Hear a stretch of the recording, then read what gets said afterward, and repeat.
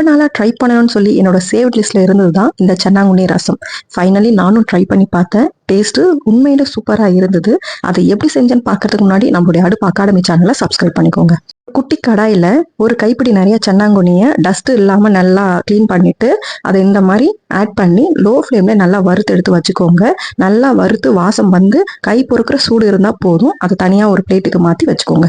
இப்போ ஒரு குட்டி லெமன் சைஸ் புளியை ஊற வச்சிருக்க ஒரு தக்காளி எடுத்து வச்சுட்டு ஒரு குட்டி மிக்ஸி ஜாரில் ஒரு விரல் சைஸ் இஞ்சி, 4-5 பல்லு பூண்டு, 1 ஸ்பூன் மிளகு, 1 ஸ்பூன் சீரகம், காரத்துக்கு ஏற்ற மாதிரி பச்சை மிளகா, ஒரு கொத்து கருவேப்பிலையும் ஆட் பண்ணி தண்ணி விடாமல் இதை நல்லா குறைன்னு அரைச்சி எடுத்து வச்சுக்கலாம்.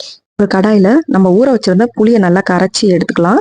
எடுத்து வச்சிருந்த ஒரு தக்காளியும் நல்லா கையால் இந்த அளவுக்கு மசிச்சு விட்டுட்டு ஒரு கொத்து கருவேப்பிலை அண்ட் கொத்தமல்லியை ஆட் பண்ணிட்டு நம்ம அரைச்சி வச்சிருந்த ரச மசாலாவையும் இது கூட ஆட் பண்ணிட்டு 1/4 ஸ்பூன் மஞ்சள் பொடி, கொஞ்சோண்டு பெருங்காயத்தூள், ரசத்துக்கு ஏற்ற மாதிரி உப்பையும் சேர்த்துட்டு நம்ம வறுத்து வச்சிருந்த சன்னாங்குண்ணியும் இது கூட ஆட் பண்ணி ரசத்துக்கு தேவையான அளவு தண்ணி விட்டு இதை அப்படியே வச்சுக்கோங்க.